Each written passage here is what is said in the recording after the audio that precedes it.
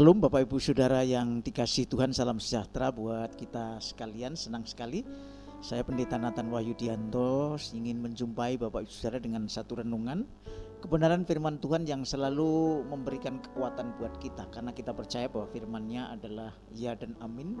Dia adalah roh dan menghidupkan.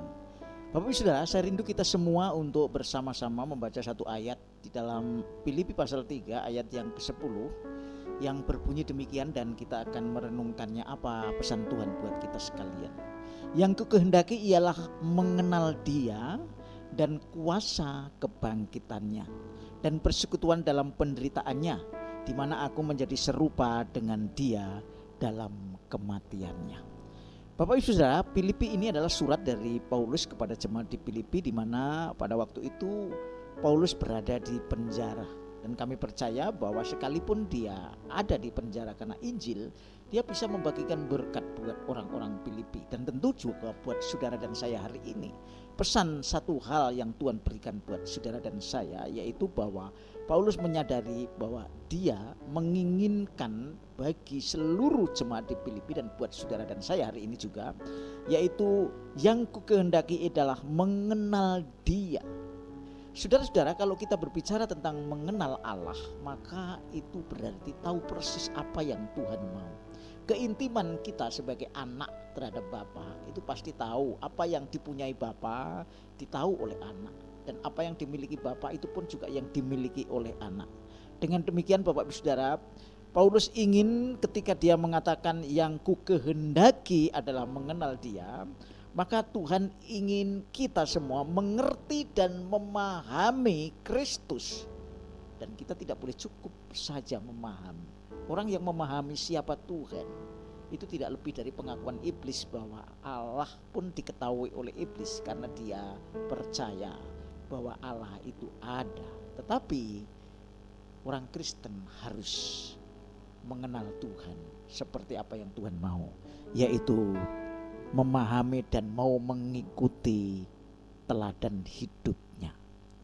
Yaitu ketika Yesus turun 2000 tahun yang lalu sebagai manusia, dan dia menjalankan satu misi Bapa untuk menyelamatkan saudara.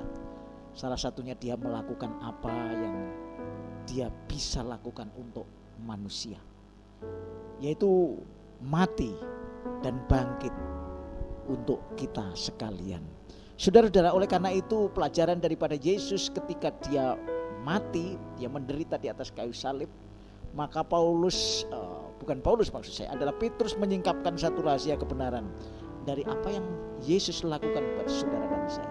Dia tidak hanya melakukan untuk saudara dan saya ketika dia mati menebus dosa dan kesalahan saudara dan saya, tetapi Tuhan menyingkapkan melalui Petrus demikian di dalam 1 Petrus 2 ayat 21. Sebab itulah kamu dipanggil, karena Kristus pun telah menderita untuk kamu dan telah meninggalkan teladan bagimu supaya kamu mengikuti jejaknya. Jadi Bapak Ibu Saudara, kalau kita mengenal Tuhan, kita mengenal dua hal yang penting, yaitu apa yang Tuhan lakukan buat saudara yang saudara tidak bisa lakukan buat diri saudara, yaitu ketika dia menebus dosa untuk saudara. Itu yang pertama. Yang kedua, Tuhan tidak hanya melakukan sesuatu yang saudara tidak bisa lakukan untuk diri saudara, yaitu tentang pengampunan, tentang dosa yang dihapus karena kematiannya menjadi korban yang berkenan kepada Bapa. Tetapi ketika dia menderita untuk mati, ketika dia diolok, ketika dia caci maki, ketika diperlakukan tidak adil, itulah prinsip yang kedua ketika kita mengenal Tuhan, yaitu mengikuti teladannya, mengikuti cara hidupnya. Itu yang Tuhan mau melalui Paulus ketika dia mengomong bahwa yang kukehendaki adalah mengenal Dia. Saya mengajak jemaat Tuhan yang mendengarkan renungan hari ini, mari saya mengajak kita semua untuk meneladani Yesus, mengikuti jejaknya. Bukan hanya mengerti apa yang Yesus lakukan buat saudara, itu pasti. Tuhan pasti melakukan yang terbaik buat saudara, yaitu mati untuk segala dosa kita. Tetapi Tuhan juga ingin supaya saudara menjadi seperti Dia. Artinya apa? Saudara menjadi murid, saudara menjadi saudara sulung, dan saudara menjadi satu warga kerajaan Allah, di mana kita boleh bersama dengan Yesus nanti kelak di dalam kerajaannya, dan dia yang sulung dari segala ciptaannya, yang sulung daripada kita semua yang ada menjadi satu keluarga Allah. Dan itulah yang Paulus inginkan buat saudara dan saya, supaya saudara tidak hanya menerima apa yang Tuhan berikan sebagai kasih karunia, tapi juga saudara mengikuti cara hidup dan teladan Tuhan Yesus Kristus. Itu yang pertama. Yang kedua, Bapak Ibu Saudara, ketika Paulus mengatakan yang ku kehendaki ialah mengenal dia dan kuasa kebangkitannya, maka Paulus juga berbicara tentang mengalami kuasa roh Tuhan. Saudara-saudara, Tuhan Yesus bangkit karena kuasa roh Allah. Dia dibangkitkan karena roh Allah yang membangkitkan tubuh Yesus, sehingga hidupnya menjadi baru dari kematian. Tubuh fisiknya itu dibangkitkan dan dia hidup dalam kemuliaan, dalam pengertian dia tidak mati lagi. Nah, apa relevansinya buat saudara dan saya?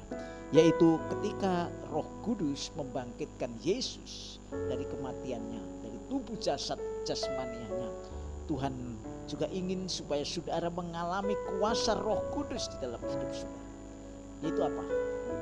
Selama kita masih hidup, kita harus mengalami pembaharuan, kebangkitan cara berpikir, ya, kebangkitan cara kita berpikir, berkeinginan supaya kita menjadi serupa seperti Tuhan. Mari kita bacakan di dalam Kolose pasal 3 ayat yang pertama, ayat 2, yang berbunyi demikian. Karena itu kalau kamu dibangkitkan bersama dengan Kristus, ada kuasa Roh Kudus yang ada di dalam setiap orang Kristen, carilah perkara yang di atas, di mana Kristus ada duduk di sebelah kanan Allah. Pikirkanlah perkara yang di atas, bukan yang di bumi. Ada pembaharuan cara berpikir saudara dan saya.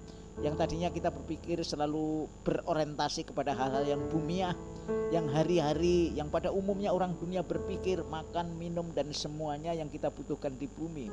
Tetapi kalau kita menjadi orang Kristen, kita menjadi orang yang sudah menjadi anak Allah, kita menjadi ciptaan baru dan kita dibangkitkan bersama Kristus, maka cara berpikir kita juga harus mulia, agung, yaitu memikirkan perkara-perkara yang di atas, perkara-perkara yang ilahi, perkara-perkara yang rohani.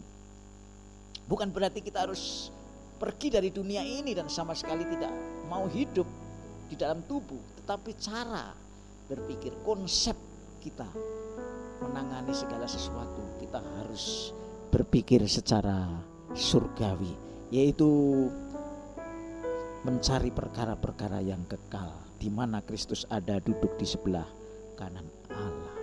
Inilah yang Tuhan ingin melalui Paulus hari ini, supaya kalau kita mengenal Dia, kita harus meneladani Kristus sebagai teladan yang pasti memberikan contoh yang baik dan kita bisa ikuti. Yang kedua, kita harus mengalami kuasa Roh Kudus untuk membangkitkan cara berpikir kita berubah seperti Kristus berpikir. Jadi pikiran kita bukan pikiran duniawi lagi, tapi pikiran-pikiran surgawi, yaitu pikiran Kristus. Itu yang kedua. Yang ketiga, Bapak Ibu Saudara, Paulus juga mengatakan dengan tegas di dalam Filipi pasal 3 ayat yang 10 ini, yaitu mengenal persekutuan dalam penderitaannya, di mana aku menjadi serupa dengan Dia dalam kematiannya. Yang ketiga, Paulus ingin supaya saudara mendapat kasih karunia ketika saudara mengalami sesuatu yang saudara tidak inginkan, karena saudara adalah memikul salib. Artinya menderita karena saudara menjadi orang Kristen. Dan Tuhan ingin supaya apa yang saudara alami sebagai satu penderitaan karena saudara orang Kristen, maka biarlah itu merupakan satu persembahan yang harum di hadapan Allah. Karena saudara menderita bukan karena mencuri, bukan karena sebagai koruptor, bukan sebagai pembohong, bukan sebagai penjahat, tetapi karena Injil. Maka penderitaan kita, bahkan sampai mungkin kematian kita, mempunyai nilai seperti penderitaan dan kematian Kristus. Sehingga apa yang terjadi kalau saudara bisa mempersembahkan hidup saudara melalui penderitaan yang sementara ini karena iman, karena Injil, maka Paulus juga menegaskan di dalam Roma pasal 12 ayat 1. Karena itu saudara-saudara, demi kemurahan Allah aku menasihatkan kamu supaya kamu mempersembahkan tubuhmu sebagai persembahan yang hidup, yang kudus dan yang berkenan kepada Allah. Itu adalah ibadahmu yang sejati. Jadi Bapak Ibu Saudara, Paulus ingin supaya Tidak hanya kita meneladani Yesus sebagai teladan yang baik dan sempurna, tapi Paulus juga ingin supaya kita mengalami kuasa Roh Kudus di dalam hidup kita, memperbarui pola pikir cara hidup kita yang bersifat ilahi dan rohani, melampaui daripada sekedar kita berpikir hal-hal yang sementara dan yang terakhir. Ketika kita boleh mengalami penderitaan karena kita beriman kepada Tuhan, bukan karena kita berbuat jahat, maka biarlah apa yang kita lakukan sebagai penderitaan di dalam tubuh ini merupakan persembahan yang harum, persembahan yang kudus, persembahan yang hidup dan yang berkenan kepada Allah. Ayo, saya mengajak kita semua jemaat Tuhan, para pemirsa yang sedang memperhatikan dan mengikuti pesan gembala pada saat ini, mari kita mengenal Tuhan. Yang kukehendaki adalah mengenal Dia dan mengalami kuasa kebangkitannya serta penderitaannya, di mana Paulus menjadi serupa dengan kematiannya. Biarlah firman Tuhan yang kali ini boleh kita terima memberkati saudara menjadi orang Kristen, menjadi murid Tuhan, dan kita boleh menjadi anak-anaknya yang berkenan kepadanya. Tuhan Yesus memberkati kita sekalian. Haleluya. Amin.